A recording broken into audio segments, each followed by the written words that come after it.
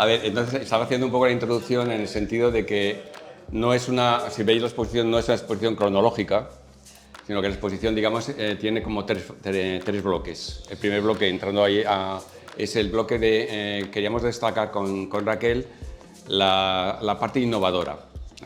Hablaré luego más tarde de esa parte, pero la parte innovadora de Nuria, que tiene como la vertiente de temática, una parte de la vertiente temática, en el tratamiento que hace sobre Maternasis, que es su primera obra, sobre el tema de la maternidad, y luego el tema del feminismo y más cosas, las iré tratando más tarde.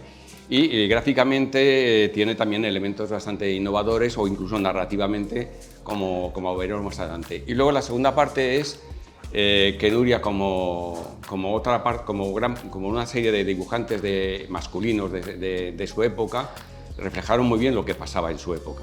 Entonces, el humor gráfico español en los años 70, finales de los 60 hasta los 80, yo diría que tiene una época dorada, que no sé por qué no la reivindicamos o nos hemos olvidado, porque es que hay genios. El Peric es un genio, Forges fue un genio, Chumi Chúmez era un genio, Saiz era un genio y Núria Pompeya también era un genio del humor, ¿no? Pero aparte de ser genios, es que describieron y dejaron testimonio de lo que era su época. Y eso es fundamental. Y la tercera parte es algo que también es común con estos otros personajes, artistas, dibujantes, creadores de los que he hablado, que es que su obra resulta que sigue siendo válida, una gran parte de su obra sigue siendo válida hoy. Y tú ves imágenes que veréis aquí y podrían estar dibujadas, pensadas y dibujadas hace unos días, en el contexto actual, ¿no? Por lo tanto, eso es lo que queríamos marcar. Y lo queríamos hacer porque de alguna forma, precisamente por lo que uno comentaba Patricio, ¿no? Esa especie de olvido que se da, que se ha producido en un momento determinado de la historia de nuestra historia cultural, y que a mí, digamos, si yo empiezo a recuperar la obra de Nuria es precisamente al comprobar esa situación, ¿no? Como él ha dicho, con Norma Fernández hemos hecho una serie de libros, catálogos y exposiciones dedicadas a diferentes temáticas del mundo del cómic y de la historieta. Y no sé qué año, es la memoria, cuando tienes muchos años de colocarlos la etiqueta clara, ¿no? Pero yo diría que sería el 2007, 2009, 2000, por ahí, se nos ocurrió dedicar una semana negra a las mujeres que en los años 70 estaban innovando el mundo del cómic, de la historieta, y que habían dejado de tener protagonismo, aunque una de ellas aún lo mantenía. Y escogimos varios géneros o varias formas de expresarse. Estaba Purita Campos y Trini Tintoré, con la cual tuvimos entrevistas y muy bien, una colaboración muy interesante, muy maja. Habíamos pensado también en Marica Vila y en Unse Clavé, que también colaboración muy bien. Y luego Armonía Rodríguez, que aparte de ser la compañera de Víctor Mora, fue guionista en la versión de muchos libros de Bruguera, que resumían los libros en texto, lo resumía luego en cómic, pero aparte de todo estuvo presente en la época de la transición en proyectos como Butifarra y Bang, Troya Trocha, una de las revistas más interesantes de aquellos años. Bien, y luego estaba Núria Pompeya. Y entonces cuando me empiezo a buscar historias sobre Núria Pompeya, lo primero que consigo es encontrarme con la familia y tal, y lo primero que me entero es que padece Alzheimer, me va a pasar a mí también. Padece Alzheimer, lo cual para mí es brutal. Empiezo a estudiar un poco lo que pasa y me doy cuenta, me encuentro con no voy a decir qué comunidad autónoma, que el Instituto Cultural de la Mujer ha hecho una revista y en esa revista se habla de la mujer en el cómic español y no mencionan para nada a Núria Pompeya. Y entonces me encuentro con que ella tiene pérdida de memoria y la sociedad española se ha olvidado de la obra de Núria Pompeya. Entonces, bueno, pues hay que trabajarla, precisamente eso es un estímulo para trabajarla, y entonces en mi caso se produce una especie de enamoramiento de su obra, porque sí había leído, como tengo muchos años, había leído a Núria Pompeya en la educación de Palmira, antes no, porque no había empezado aún a leer El Triunfo, pero no recordaba todo lo que había hecho, ¿no? Y entonces al volver a buscar, a reivindicar, a encontrarme con su obra, la verdad es que es un descubrimiento. O sea, y ese descubrimiento además es una especie del enamoramiento de un producto cultural, de la persona que lo elabora y empezar a plantearte cosas. Y entonces a partir de ahí pues, viene una primera exposición que se hace en el Colegio de Periodistas y hicimos otra que era Mujeres dibujadas, que era con obras de Núria Pompeya y obras recreadas por parte de 6 autoras actuales, y luego tuvimos la posibilidad de conseguir esta. Esta exposición tiene un punto muy importante en el sentido de que, fijaos el tema de lo que estamos hablando de la desmemoria, que cuando yo empiezo a intentar recuperar la obra de Núria Pompeya, la familia me dicen que no tienen originales, que no han encontrado, que no existen sus originales, que os han perdido. Y en esta exposición, a partir de aquello, la familia se reactiva y entonces hay 100 y pico originales que se han encontrado y que están ahora donados en la Biblioteca de Cataluña, Biblioteca Central de Cataluña. O sea, que se ha recuperado esa obra, existía y se ha recuperado, ¿no? Entonces eso es. Y luego hay otro elemento muy también interesante, que es el hecho de que cuando empezamos a pensar la idea de hacer mujeres dibujadas, dones dibujadas en catalán, que era Núria Pompeya y autoras actuales, nos encontramos con que esas autoras sí que conocen la obra de Núria Pompeya y sí que la reclaman y la reivindican como un referente. Entonces hay un momento como un poco de decir, hey, la historia a pesar de todo, igual que los ríos vuelven a su cauce, a veces las obras vuelven a su cauce y se recuperan y encuentran un eco, a pesar del olvido hay un eco, ¿no? Entonces, bueno, después de esta introducción vamos a hablar un poco voy a hacer un poco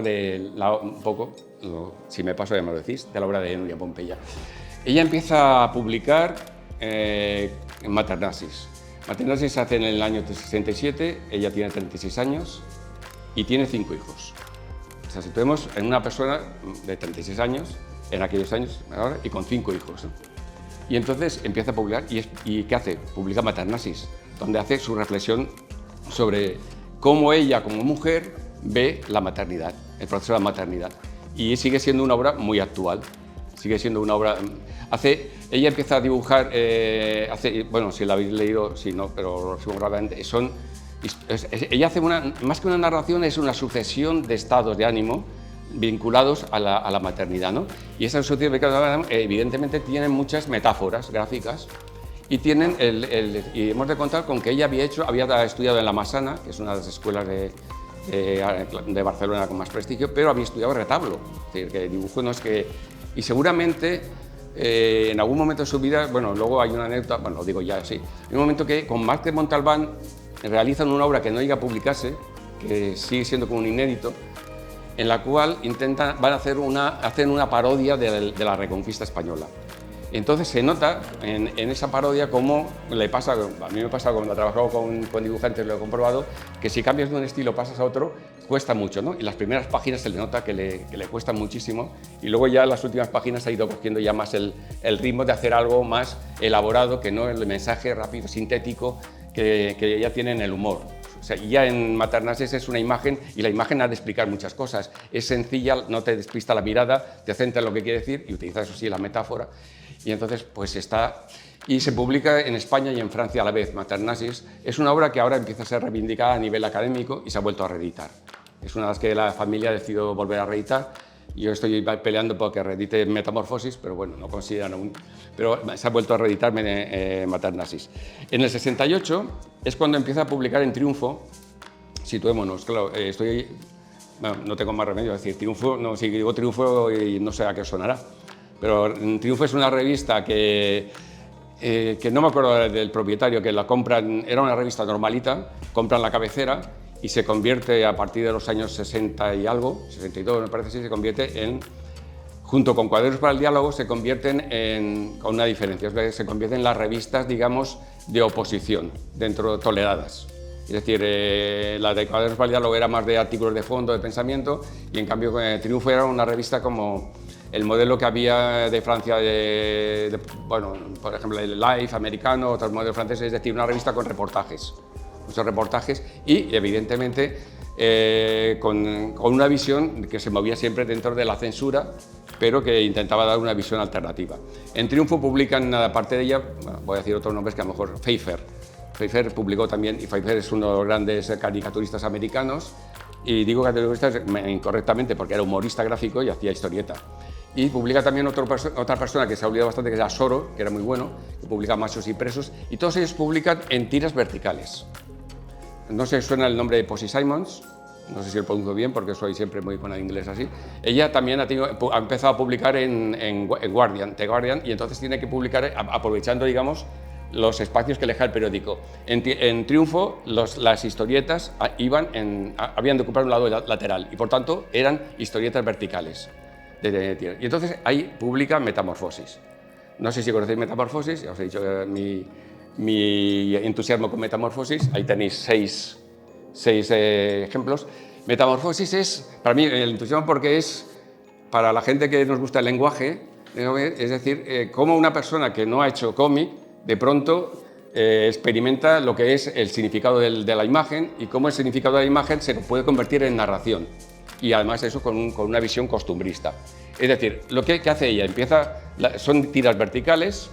Entonces, las primeras tiras siempre hay más que tiras, son sin dividirse, son una asociación de imágenes verticales, pero sin dividirlas. La primera imagen te puede hablar, por ejemplo, ahí estarían las que se ven ahí, pero otras, por ejemplo, son una reunión de un consejo de administración, más o menos, otra puede ser un campo de fútbol.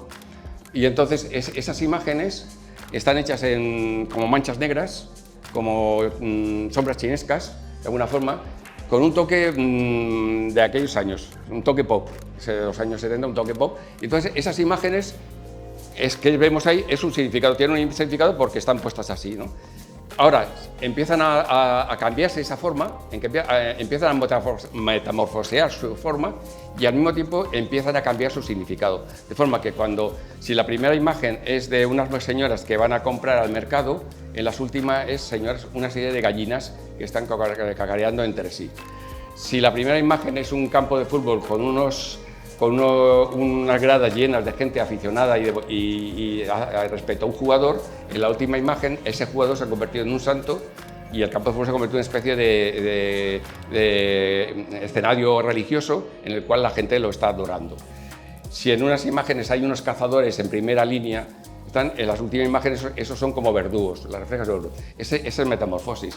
Claro, es decir, para mí, vuelvo a repetirlo, no tiene ninguna experiencia, no ha hecho ningún estudio sobre el lenguaje del cómic, no tiene experiencia y de pronto ve una creatividad tremenda en la cual además, aparte de esa creatividad, es una creatividad que la conduce hacia un elemento de visión social de su tiempo.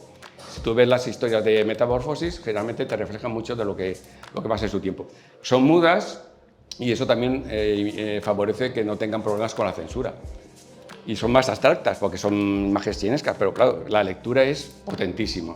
Es una de las lecturas, yo creo que, por eso he dicho que considero un poco la voluntad de reivindicarlas y de que se publicasen.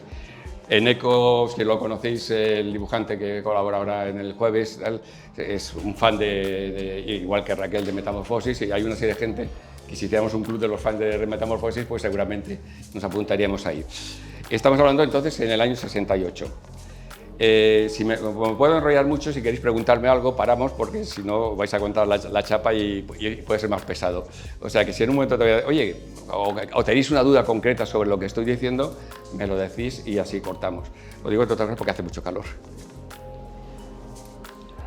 Bien. A ver, y siguiendo con el tema de la innovación que decía antes, aunque no es exactamente innovación, pero sí que tiene su punto de interés en España, en concreto.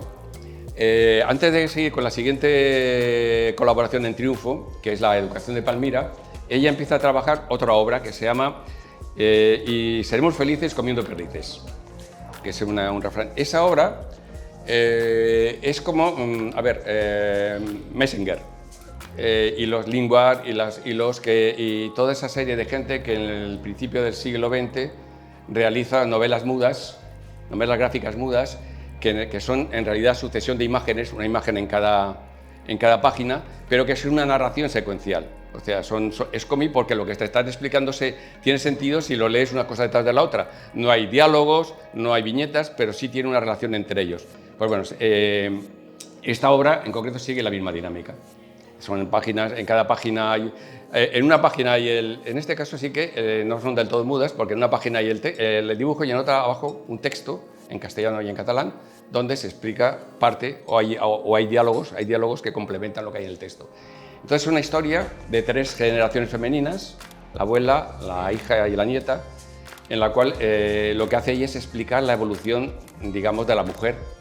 Ya antes de la educación de Palmira y antes de Mujercitas, ya está explicando a través de la narración de determinadas vivencias, la abuela como la que acepta y asume el papel en el que le ha tocado estar, la madre como la que intenta salirse de ese papel a través de infidelidades conyugales, y la nieta, que es la que de alguna forma asume un cambio, de que va a haber un cambio de modelo, y entonces pasa, digamos, a una cierta militancia feminista.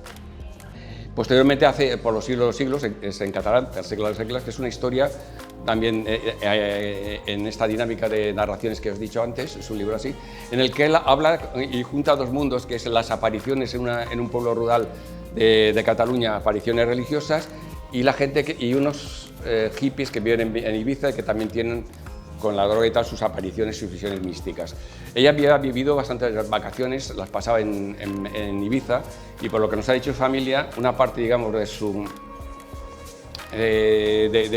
evolución o su forma de integrarse en la cultura es por las amistades que tiene allí y encuentra allí.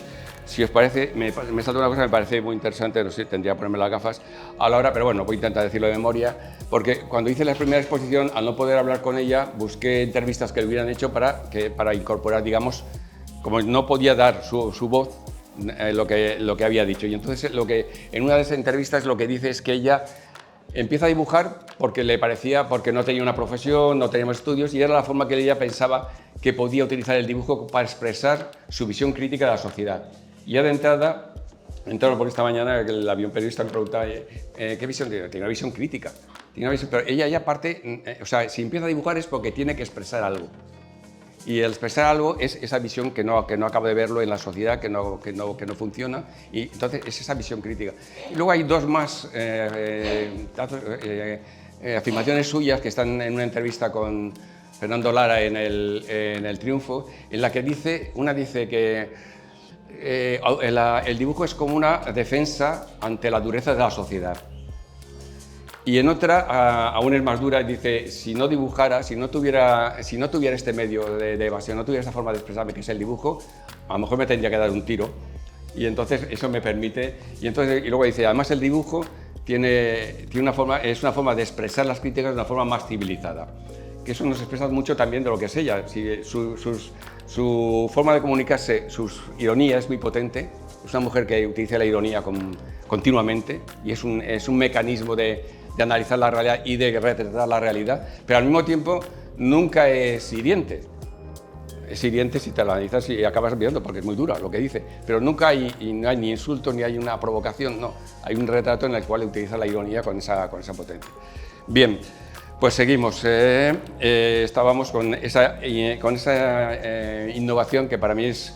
Y que es una, porque en España no se ha utilizado eso, sí que Messenger lo hizo, Masserel lo hizo, sí que lo hicieron en Estados Unidos, pero en España ese tipo de novela gráfica muda no tenía y no tuvo tampoco continuidad en la obra de Nuria Pompeia. Se realiza en el año 70-72 estas 2 obras, y mientras ella empieza a publicar otra serie en Por favor, que la hace con el guión de Vázquez Montalbán, que es La educación de Palmira. Entonces, Palmira, si habéis visto aquí hay 7, me parece son 7 reproducciones originales que están ahí, en las cuales el personaje es una adolescente, ya es una chica que se supone que está estudiando en la universidad, pero su figura no hay ninguna indicación de que tenga que ser femenina. No hay ninguna curva, no hay ninguna forma de aquellos elementos gráficos que en el cómic hemos identificado como cuerpo femenino, ¿no? Sin embargo, es una mujer, y es una mujer que se enfrenta, digamos, a lo que dice su madre que tiene que hacer, a la visión que tiene el padre, a lo que dicen los amigos, a lo que dice incluso gente que podría estar cercana de ella, en lo que aquel mundo, los que tenemos una edad, pues llamamos los progres. Progres era una gente que tiene una visión progresista de la vida, pero que generalmente pues era gente estudiante o con una situación económica buena. no era el currante eso, sino que realmente tenía una cosa. Y entonces, pues incluso eso, ¿no? Esas contradicciones que puede tener. Y esa historia, bueno, ella va evolucionando y al final es una tira en la cual Palmira ha llegado, con todas sus contradicciones, ha llegado casi empujada hacia la boda. Y cuando llega el momento del altar acaba diciendo un no y marchándose corriendo de la boda, de la iglesia, ¿no? Que es algo parecido a una película que era americana de Dustin Hoffman, de la primera de Dustin Hoffman, El graduado, que sale corriendo, cierra la puerta de la iglesia y sale corriendo con ella, pero en este caso ella no quiere casarse, o sea, se marcha y huye de la iglesia. Bien, pues esa es la educación de Palmira, y la educación de Palmira además luego se publica como libro, y yo creo que además eso ya le da un prestigio dentro de la revista, dentro de Triunfo, y le da un prestigio que hace que le haga la entrevista y un reconocimiento dentro de un sector de la sociedad catalana y no catalana madrileña, porque Triunfo se publicaba en Madrid, pero dentro de esa sociedad que estaba formándose con inquietudes culturales, que buscaba pues, y que aceptaba incluso pues, el dibujo como una forma de expresarse. Es Vázquez Montalbán, que es un señor que escribía sin parar y es él el que hace el guión y es el que además intenta hacerlo de la Reconquista. Es decir, hay un reconocimiento de su obra y un reconocimiento que luego se plasmará en la siguiente fase, que para mí es Por favor. En el año 1974, he dicho antes la época dorada del humor. La época del humor había habido un precedente que sería La Codorniz, pero una parte de ellos ya se van y forman El Hermano Lobo, que es una revista, es la primera revista que tiene un referente francés, el Harakiri, y entonces esta revista es más bien de humor gráfico, no tiene historietas, no hay que hacer. Y entonces en el 74 El Hermano Lobo funciona bastante bien, sale también el Papus y en el 74 en Barcelona se forma Por favor. En Por favor pues cogen a gente que estaba en El Hermano Lobo, como era Chumi Chumi, ¿no? Que es el que se queda ahí enfadado porque se le llevan a Peric y a Forges, y forman una revista de humor en la cual también hay historieta y en la cual hay textos, colabora Juan Marsé, colabora Álvarez Solís, bueno, es una revista muy potente y que políticamente más definida y que por eso mismo pues tiene problemas fuertes de suspensiones. La secuestran y la suspenden por 4 meses por un chiste que había sobre la última cena.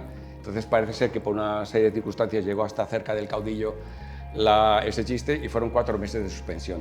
4 meses de suspensión para una revista, pues Por favor salió bastante tocada de ahí. Luego tuvo otra más, entonces pues, Por favor no pudo superar la transición, pero es una revista más interesante. Y además una revista que luego veremos tiene una diferencia con otra en el tema de la mujer. Pues bien, en Por favor, ella empieza a colaborar desde el primer número y tiene una historieta que es Los Felices 70, que no está en la exposición porque no hay originales de ella.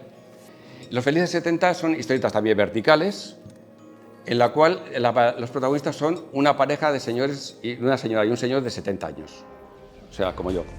Entonces, pero más viejos, porque entonces ahora nos preservamos mejor. Van los de negro, como ciudades determinadas, y están hablando normalmente alrededor de una mesa de camilla, están ahí hablando. Y curiosamente, además, pues ella juega a romper los esquemas, a romper el decir esto, no han de hacer nada, no quieren hacer nada, están derrotados y además la mujer es la sumisa. Pues no, ella está continuamente subvirtiendo ese papel y juega un papel divertido a esos niveles, que fue la historieta que eligió a Raquel Gu para hacer en la exposición de Mujeres Dibujadas. Entonces es muy divertida, esa faceta suya tiene una duración limitada. Hay otra parte de ella que es también las ilustraciones, que son muy potentes, colabora con mucha gente muy buena. Y luego hay otra que marca, digamos, una diferenciación respecto de otras revistas como el Papus, que es la asistencia de la primera, digamos, sección pensada para una mujer y dirigida para una mujer, que se llama Nosotras las Mujeres Objeto-Ras, Objetoras. Entonces, en ella combina texto, coloca collage, coloca dibujos, coloca alguna historia de tanto en tanto, y hay, digamos, las revistas humorísticas de aquellos años, el papel de la mujer seguía siendo bastante de objeto, por eso sale lo de objetar. La revista Butifarra sí que saca un especial dedicada a la mujer, pero Butifarra era un poco más marginal, digamos, era una revista que vendía mucho menos y tenía más compromiso político y más compromiso social. Y hay una revista dedicada a la mujer con la que colabora Mari Cavila, colabora Montse Clavé y los autores, y el resto de autores de Butifarra. Pero si veíamos, por ejemplo, el Papus, que me tengo que leer a veces para eso, el Papus, el tema de la mujer, salvo Ventura y Nieto, no es una visión precisamente feminista la que tiene, ¿no? Entonces, en cambio, en este caso, pues ahí hay una apuesta y hay un dibujo de ella, que no sé si está en la exposición porque es muy clásico, que sigue siendo muy actual. En Alcalá de Henares estaba como vinilo. Bueno, es una mujer que está en posición de salir de la posición de las atletas que hacen una carrera, está en esa posición de agachada para salir. Entonces detrás tiene una serie de obstáculos, de los que saltan obstáculos, que son la educación, que son el empleo y tal, y detrás toda una serie de cosas que la condicionan y la siguen atando, ¿no? Esa capacidad de sintetizar en una imagen la situación es potentísima, ¿no? Es una de las cosas que me maravillan. Y entonces, además de eso, hizo en Por favor otra serie de historietas, algunas de ellas están ahí, y hay una que es muy recurrente en ella, que es bastante, porque la utiliza bastante, que es una mujer y, bueno, utiliza bastante el tema del hogar. Y entonces ha habido alguna autora que ha pensado que Núria Pompeya solo hablaba del hogar. No, lo que está hablando es reflejar una realidad que era la de la mujer que estaba en casa y que no reflejaban los demás, y que está muy bien. Y ella la refleja, a pesar de que es una mujer profesional, pero ella refleja esa realidad. Y esa de las vacaciones, la veréis ahí, que digamos, está como más oscuro el papel, y es donde habla de las Navidades. Y entonces habla de las Navidades, está en este lado de aquí, en esta pared, no la voy a explicar porque para eso está, pero es una historia preciosa, es una forma de relacionar imágenes, o sea, es casi como un chiste múltiple, que podía ser también como de alguna forma el tercero del percebes eso, pero en este caso con la misma persona, ya sea la misma persona, se relaciona entre ellas y entonces el pensamiento de ella genera esa historieta en la que habla de cómo vive ella las Navidades y lo que es en realidad, ¿no? Bien, ¿puedo parar un poco? Sigo insistiendo, ¿eh? Podéis cortarme, podéis preguntar. Seguimos con la siguiente obra, pues la siguiente obra ya es Mujercitas. Estamos en los años, estamos en el 75, perdón. Y entonces, para mí hay un referente que es Rius. No sé si conocéis la obra de Rius.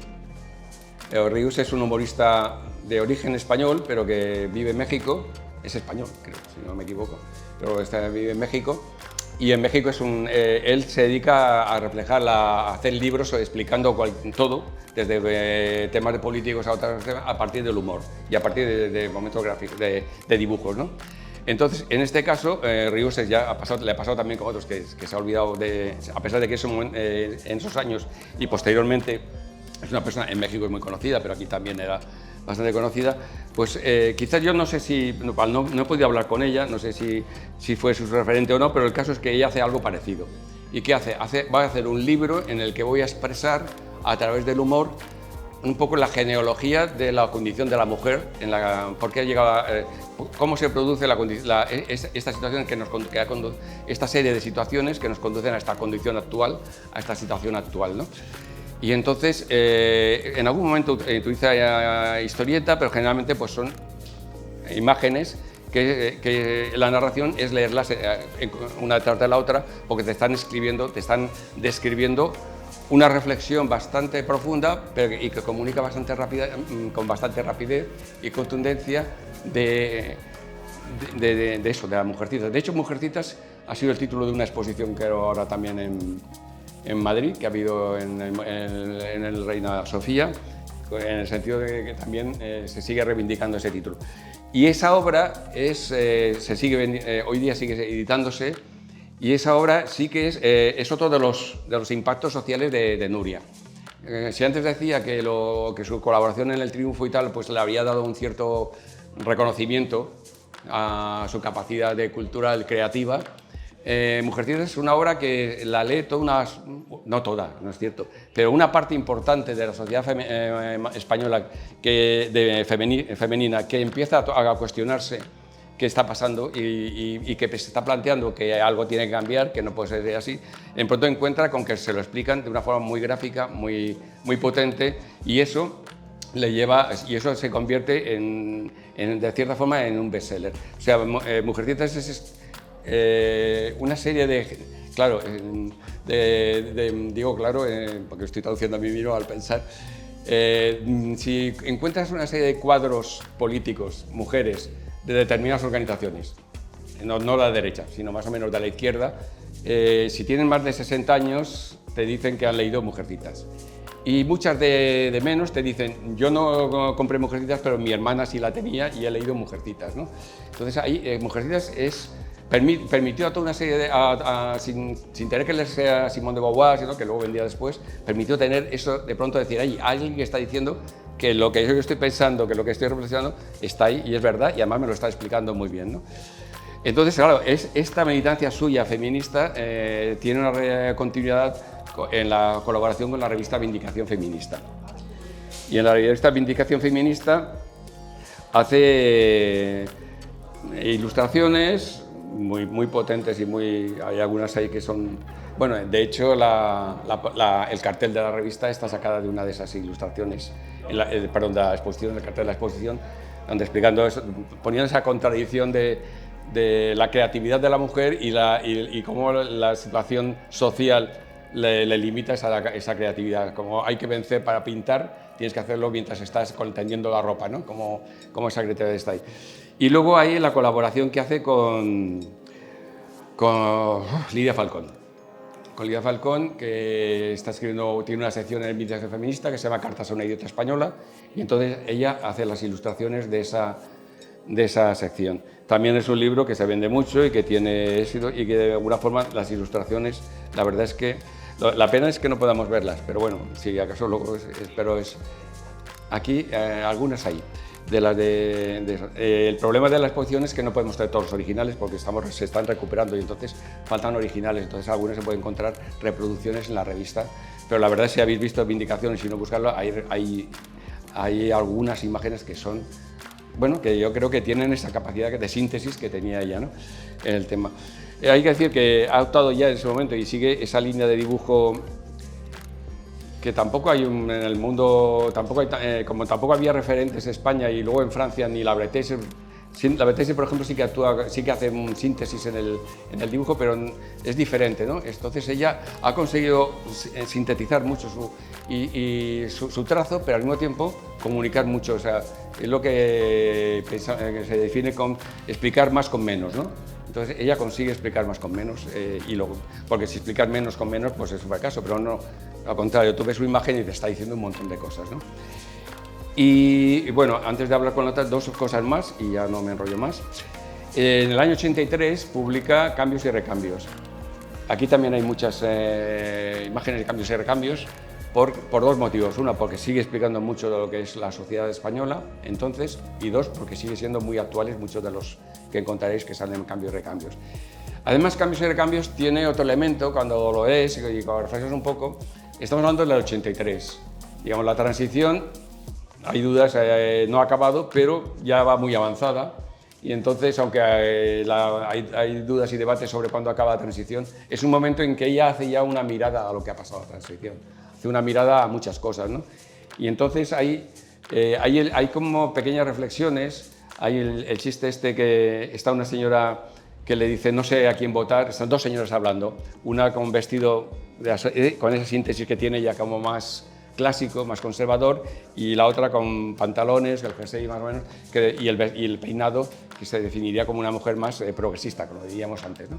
Y entonces la conservadora le dice, no sé a quién votar porque no conozco a ninguno de los que se presentan, ¿no? Y entonces dice, pues a mí me pasa igual porque los conozco a todos. Entonces esa especie de reflexión ya un poco, ella había participado con Serrat, Joan Manuel Serrat crea un grupo, digamos, de intelectuales y de la cultura que de alguna forma se acercan bastante al Partido Socialista Catalán y tal, y ella participa también un poco en esa línea, entonces pues quizás hay una visión un poco más de lo que no ha dado de sí la transición, de lo que ha faltado, pero bueno. Y hay incluso hay un chiste sobre el tema de los coches, que no sé en Santa Cruz, pero en Barcelona ha sido uno de los elementos de discusión más fuertes que ha habido, si se reducen el coche o no, si qué tipo de ciudad hemos construido y qué tipo de ciudad hay que deconstruir y qué hacemos con los coches. Y entonces hay una reflexión sobre lo que dice, creo que es punto muerto y marcha atrás, creo que viene diciendo, reflejando en una viñeta en la que hay alguna ocasión de coches, entonces acaba con esa frase, ¿no? Estamos hablando del 83. Es decir, ella, he hablado mucho del tema feminista, pero tiene sus sensibilidades, yo creo que es en el conjunto de la sociedad, lo que pasa es que asume el papel como mujer que le toca, digamos, plantearlo, pero su visión a esos niveles es mucho más... intenta comprender el conjunto de la sociedad. Y de esta forma lo vemos después de un tiempo de silencio. ¿Qué pasa? Sigue colaborando en alguna revista más, colabora en el Diario de Barcelona, que hay una época en los años 70, finales, cuando el golpe de Estado de Tejero, hay un diario que se llama el Diario de Barcelona, que era el decano de Barcelona, el más antiguo.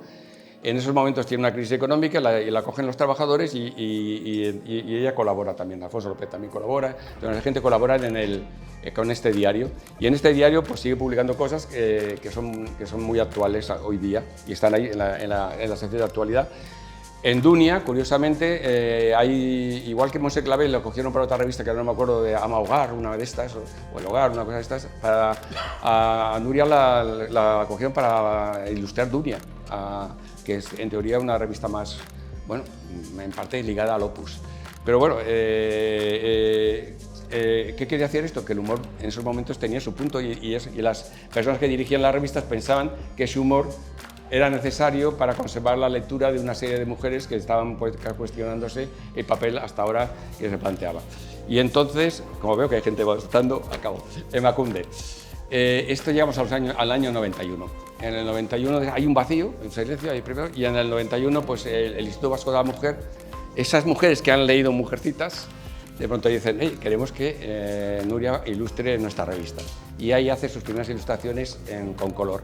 Entonces además hace juegos como S, que aparecen, como la narración avanza en S, y aparece, y tiene, bueno, hasta que deja de... como es bimensual, tal, son 2, 3 años o 4 de colaboración, y luego ya viene el silencio en el mundo del cómic. Sigue trabajando en temas de escribir novelas, escribe en televisión, en otras cosas, y luego ya viene pues eso, el Alzheimer como ese espantoso, digamos, para mí, bloqueo de una mente tan brillante y tan empática con la humanidad como era el de ella. Y esto es lo que os quería contar.